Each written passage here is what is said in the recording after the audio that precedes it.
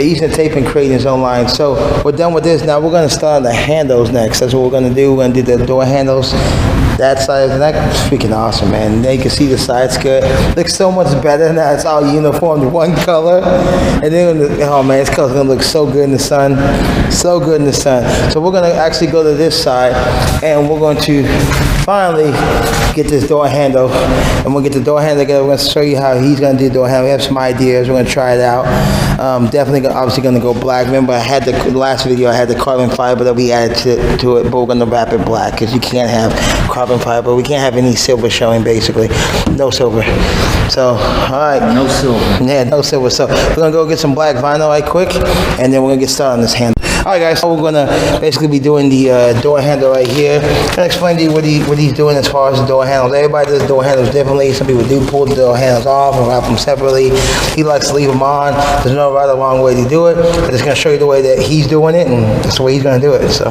Yeah, well, I got quite a bit to say on this one, actually. Okay, so it depends on the kind of car. There's some older cars that you can remove the door panel from, and then you can easily unlock the handle. There's a cable from there, and then 2 screws and the handle will pop out. We can do that. This car, you remove the panel, then there's a second panel inside, and there's actually so many clips, and then as I was pushing one of them, it started to get like creaky.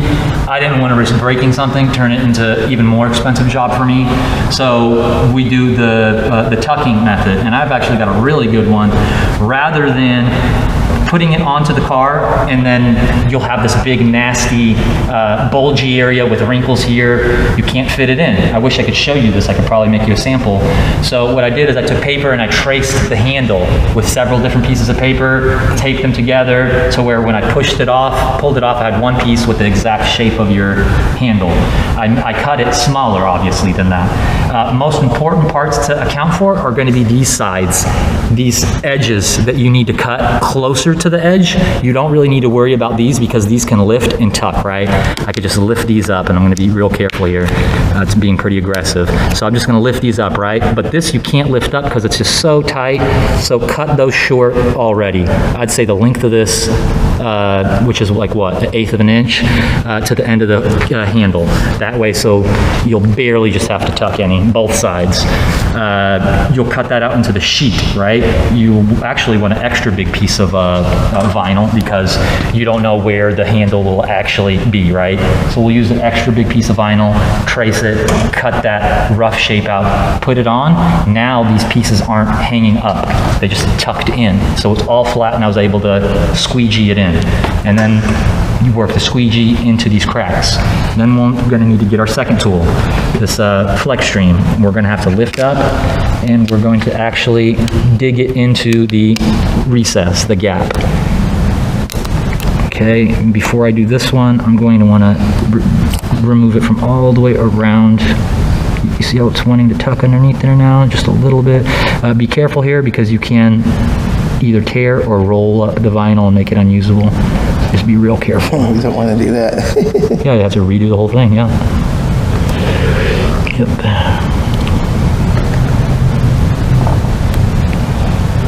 There we go, tucking it. Making sure it doesn't tuck, that's all.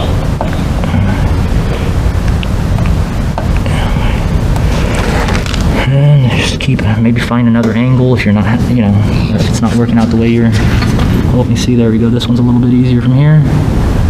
There we go, now you get the desired effect. Okay. Guys, instead of just lifting this up and then tucking it, I told you about this the other day on that corner, how to make things want to wrap over the corner. If you kind of can make it roll back, not roll forward, you'll ruin it. Roll back a little bit. You see how it wants to just fall into that corner or inside that recess without leaving a wrinkle, without you trying to force it in there? Okay, I'm gonna need to go back down this way. I'm actually gonna need to move to the side just 1 second, and I'll be right back there. I'm gonna shift around. So, let's get this bottom off. I'm gonna start on this left side. Tight. See, actually, that's why you want to leave more on these parts so you can start and grab somewhere. And these spots that have less material, you'll work towards them. I'm using my finger. I'm putting it on the other side. and then the tool on top, because you see how it kind of did that? Your finger will make it look 10,000 times worse and you could possibly damage some vinyl. Almost all of this is being cut off, so don't let me scare you too much. Okay, so this is the good spot. Let's start back here again. Alright, so we're gonna start right here. You really need it that short though. I know I made it harder for me to roll this back, but if it wasn't that short, it would be up here and you'd have a big tent here. You have to end up cutting it And anyway. you'd cut it, and then you'd cut it too short or cut it too far, and then you'd have the old color of the car. Just do it this way. It's not like I'm trying to make it harder for myself. I'm just trying to make it look, or make it feed in as easy as possible. See, there we go. Now I'm able to just slit that. Wow. See that back here? I'm gonna lift this part. This probably won't go too much further in, but it will go in. And you're just gonna cut off the excess anyways. Excess up to this end of the handle, because that's so that we can work this material down into there. The bowl. The bowl. Yep. I hate to correct you again, but they call that a cup. Cup bowl. Bowl cup. But It's a cylinder. with the carbon fiber accent, so we're going to put black here, and we're actually going to put black in the middle of these handles, because you'll still see some, not silver, orange. So it's all going to be black, so that this is going to look like one unit. Like there's some cars that have carbon fiber, like an Infiniti G35, you can buy a model with all that, right? Yeah. So yours will look G35. more official, or more factory. No, official is the right word. Official. Like official. Okay, the same thing on the bottom side. Yeah, but you can go on this side now. Alright, that's true. We're gonna shift sides. Okay, just a little bit, tucking it. I want it to roll over on itself, so I'm using my squeegee here to lift it.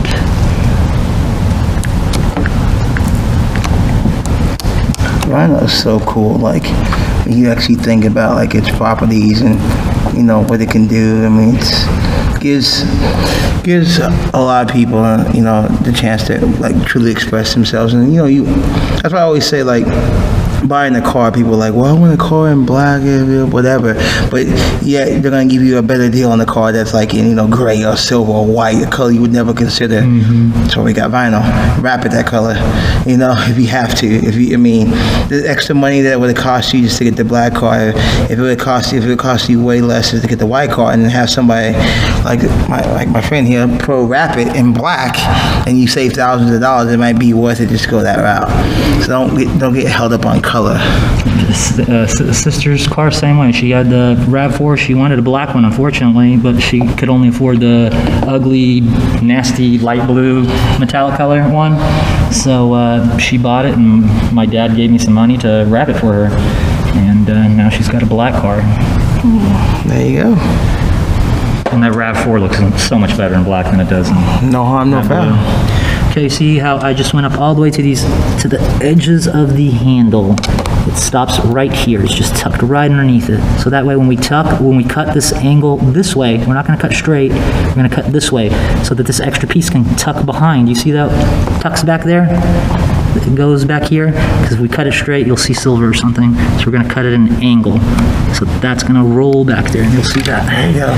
The whole point is to make sure that we don't see silver anywhere. Before we cut this, actually.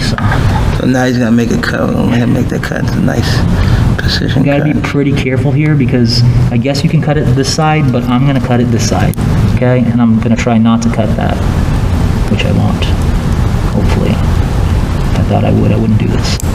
See that? Just real fast. Now you see how there's enough extra here to actually go back there, rather than just going straight up, and then you would have saw, it would have been small, but you would have saw that still. We're talking about. So we're not touching that yet. We're gonna prep up the whole sides before we work into here. Hey, look, he's using his bench finally. Because we were low. I'm messing with you, man. Honestly, I hardly even use it though, really. I'm standing either, doing doors on my knees or on my Also butt. depends on the wrap, right? If you're doing a full wrap or just a hood or whatever, right? Honestly, dude, I love just doing partial wraps though. Probably quicker turnaround. Quicker, you make the same amount of money, but like think of it this way: the hood's the easiest part to wrap, the roof's the easiest part to wrap, the doors in most cases are pretty easy. But then you've got something like a bumper, which isn't hard, but it's very time consuming. Now, if I'm charging the same rate to do the hoods, actually a little higher since you're doing just the small work, and I can constantly do hoods all day, every single day, I would make more money, right? So partials is definitely. Yeah, that's what most rappers say. They love the partials because they're quick turnaround. Like doing the oil change, you can get them in there quick and do so many a day. But they're never $30 like they advertise. Have you ever seen one they tell you it's $35, you get there and it's actually $35? Like 45, 47. It's always like at least 10 more. Yeah, but what are you going to say? You're already there. Right? Yeah, you're already there, so what are you going to say? Not going to boo-hoo. Oh, and then they try to get you another 15 by getting you to go premium their oil. Castor oil. Right. But again, if before he gets flamed, you do have cars that people that race their cars, different grades of oil. Yeah. No, like come on. Yeah. No, I'm talking about your average. Somebody coming in with a Corolla, with a Kia. Yeah, please. I'm not. Obviously, there's some cars that you need like a $800, $1,000 oil change, and you absolutely need it. Nissan GTRs. I'm sure those are even more than that, aren't they? No, about 300. No, it's not. Very expensive cars, but it's because it's a GTR. Bugatti, I think it was like, what is it, 16 grand or something? Big guys are to change the oil. But then again, if you're driving one of those cars, you can afford it. You should be able to afford it. So you already know what you're getting yourself into. Yeah, those guys do have good lives. Not necessarily. You can't say that. Money doesn't bring happiness. You know this. Actually, just to expand on that, I've seen so many videos recently of celebrities killing themselves. So you're absolutely right on that. They can't, obviously they're rich as hell. Whatever you want. You can still not happy. Whatever girl you want, you're still not happy. Shame. It could be the one that got away, right? Okay, and then so this one gives us this nice little tiny flat. I'll slide to this side with angle. Okay, so once again, just make sure you cut your shakes out. Get it in there before you start cutting, like just, okay, there we go. And as he usually says, he's not forcing it, he's just letting the blade go natural. And then we're still gonna tuck it one more time after this. It's cutting out the excess. See how a little bit rolls back? Yeah. And then you just tuck that in further. But that was to be expected though. You won't see it when you actually put it back down. Okay.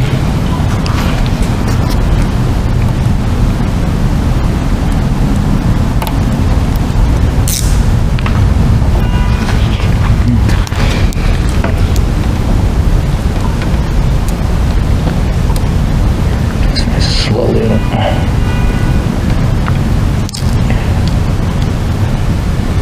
Not bad actually. Stuck, nope. Not bad actually, because the black's gonna go over there. Watch this. Take the rest of this. And the black goes on the handle there. This. And we started with all that extra, guys. Now look at it. Now it's tucked behind, and it's all orange. And then we're gonna go black over that. Black so handle. It's all seamless. And then black even. It's going to tuck around just like how we tucked underneath. Oop, I was about to cut and I did not run the squeegee. There we go. You can actually cut the vinyl by doing this too hard. So you want to be hard, do it hard, but don't do it too hard, okay? Because your cut with this will obviously look like you cut it with a piece of plastic. Very disgusting. Okay, so here he goes. Now he's going to cut. Blade one more time because we're going to use it. Just in case. And we went into that. Stuff back in there, man. They went into that situation of not sharp enough to cut. It was going to be a sharp blade. People like other rack channels, I'm sure they've seen. They keep talking about that, and they're like, "Why do they keep talking about snapping the blades? It's a very sharp blade, dude. They get dull just by cutting this this plastic or." What do you call it? Yeah, plastic vinyl.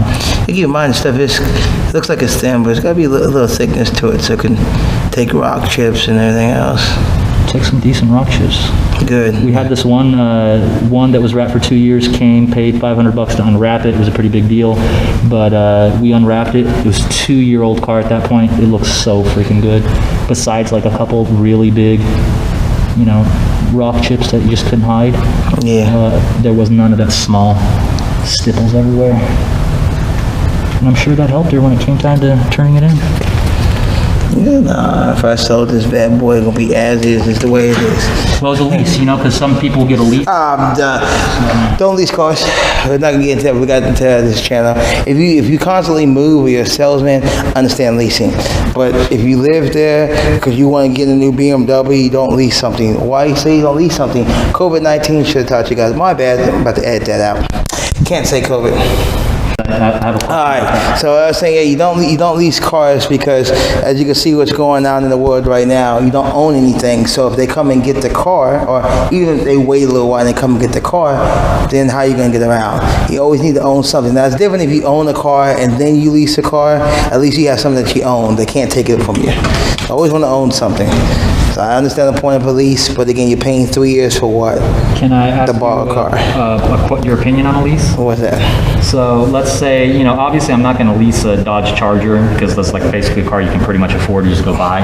But let's say I've got just barely enough money to where I can afford like a $700, $800 financing for something like a Dodge Charger. Or say a Mustang GT or something. Mustang, but you can lease a very nice, like let's say $110,000, $150,000 car for about $700, $800 a month with about like $5-6 grand down.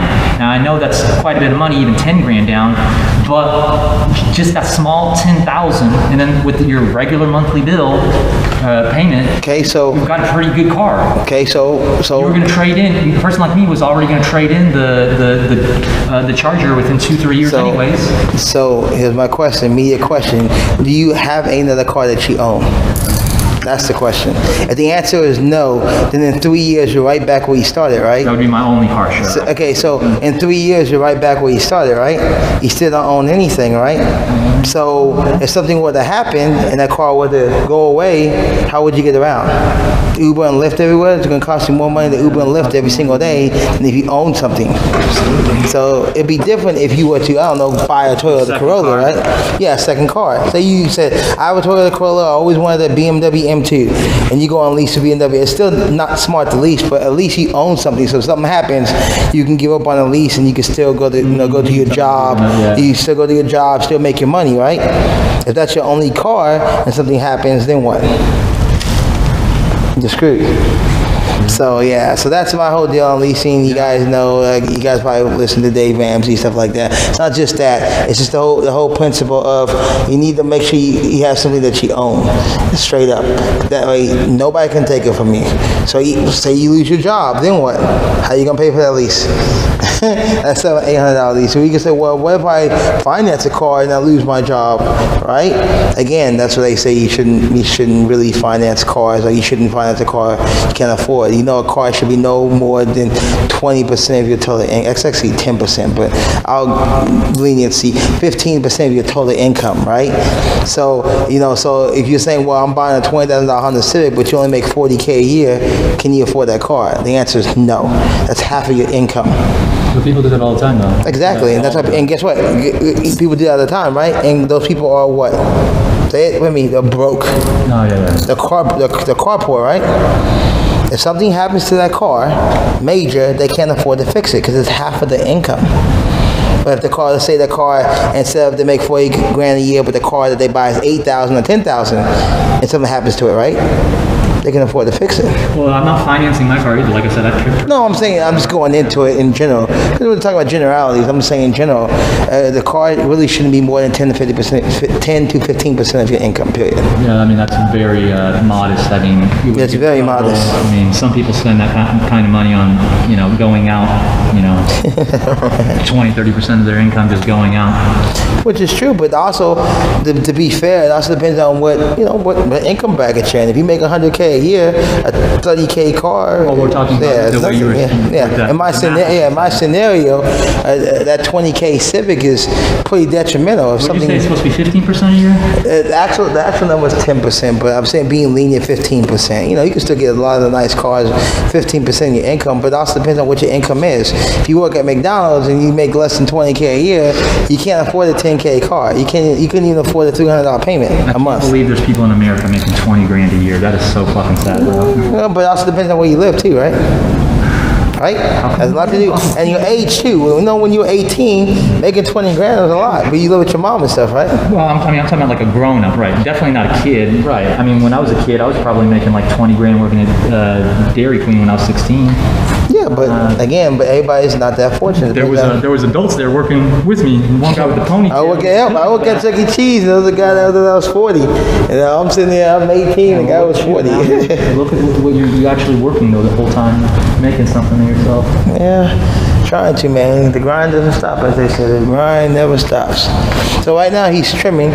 We'll cut out. We'll come back when he's done trimming, and we do the middle piece and start to work on the outside. All right, so you see all the edging around it. Really good. The way you saw him do this side is the exact same way. He didn't, no tricks to the trade, the same exact thing.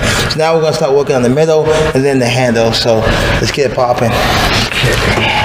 So the first thing we should do is put the bottom in before we put in the top, because you want the top to fold over the bottom, so your fingernails don't catch the one that's on the bottom. Okay, I was just about to ask, what if I decide I want to do the top? Does it really matter? Honestly, just explain why. We're gonna set it up to where even if you decide to pull those off, it's gonna, you'll have that black line, but it's gonna look good.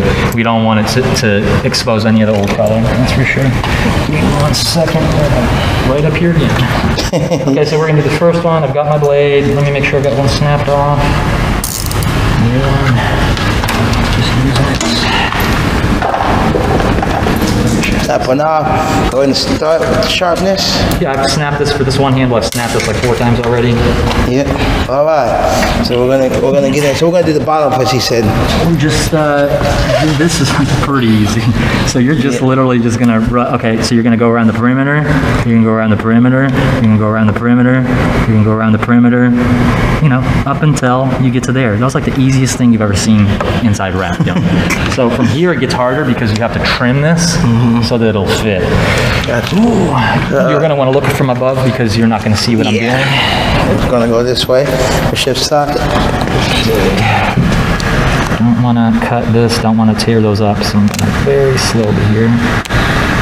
Okay, so what I will do is before I start to cut this, I'm going to try to work this in a little bit so I can get this to where I see I need to cut it. Okay. And I might need a tool for this. I know I'm going to ask. You're not going to use the squeegee or whatever. You're not going to use the squeegee. There's like literally no squeegee you can fit in here. So, in fact, I haven't even ever seen anyone use any type of tool for this. The cups are always done with your hand. Okay. As far as what I've seen. Concaved, it's really tight. It's kind of a bad time fitting a squeegee in there. Now I'm gonna do the same thing here. Okay, I'm lifting it up here, and you can see that this is where it ends, right? So I'm going to go from there. Now I know where that is. I'm going to lift this back. Okay, I'm just gonna very lightly. There we go. So now that can tuck underneath it. Okay. See how this will have a little bit of room. We got a little cut in this. This baby cut.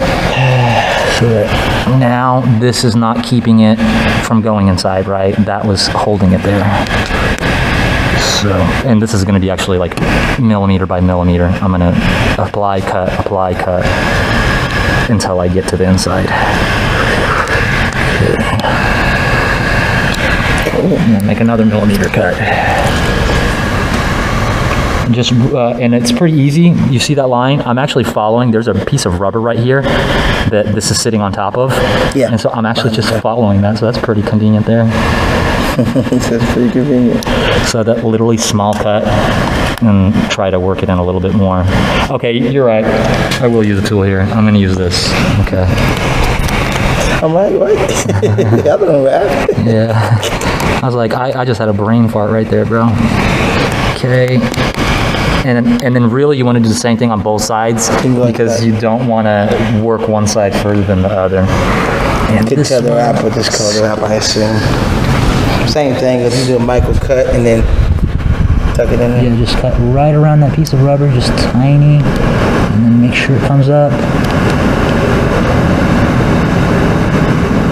Just a little bit. There we go. As they say, just the tip, right? That's what she said. This is going to get a little bit harder, but we're going to trim this so that it fits, but not all the way. You would never pull this handle out? I'm just curious. There could be some times if I needed it, but watch. I mean, there's a way to get right around this, and then we'll run the blade on the inside. It'll be harder, but we'll get it to cut around the rubber. Okay, so now I'm just barely lightly feeding it in. I might actually have to make it go back out if I'm not liking it. But I see my next cut, if you want to go back on top, is going to be an extra big cut. Like it's going to be like it's going to be more cut than, I'm going to leave more than, see, just want to make sure that it'll go down there. Just trying to work it down. Yeah. And then remember, we're going to do the black. From the black is going to be the size. We'll see that. Let's just get the bowl done, and we're going to see the black.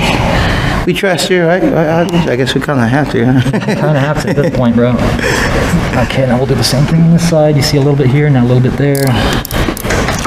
And I don't know how far that goes, so I'm going to actually cut. Since I don't know, I'm going to cut like extra. I'm not going to cut off extra, I'm going to leave extra, okay? So I don't know how far that goes, so I'm going to cut right here. And then once that's down, then we'll be able to trace it and follow it. And you see how every time I make a tiny cut, I'm able to get just a little bit further. A little bit further. Just a little bit further. You can pull it out. Down the other side. Yep. One. Okay. I'm actually trying not to shove in here. I'm like trying to finesse it in. Finesse it in. By like, changing the shape, changing like this kind of stuff so I can get it inside. And then we'll trim those sides. Find out where these two. Go back up some. It has not used heat in one time. Dude, like I said, heat should be the very last option. Some guys, I forget that Justin Page said you should be able to wrap a car without heat. To some extent, I guess. Right. I mean, I'm sure it's kind of exaggerating, but I mean, you'd be surprised how little heat we use. But heat also helps you, like, I guess for beginners, I would say. Oh, see that one pop back here. This one's going to pop. Nope, but there's another cut. Actually, this has got to come up. This is dragging on this. Yeah, it's sticking. It's sticking to it, so I see it sticking right there. Don't do too much there. That motherfucker tried to get stuck to the... Get stuck to the tool. Yeah, there we go. Okay, I can't fit that all the way in there because there's a piece of rubber there. I'll cut that.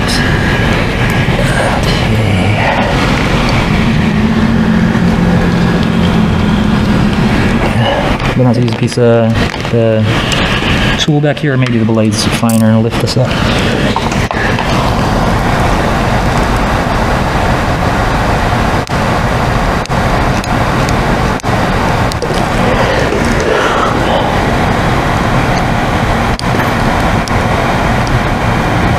Without tearing it too.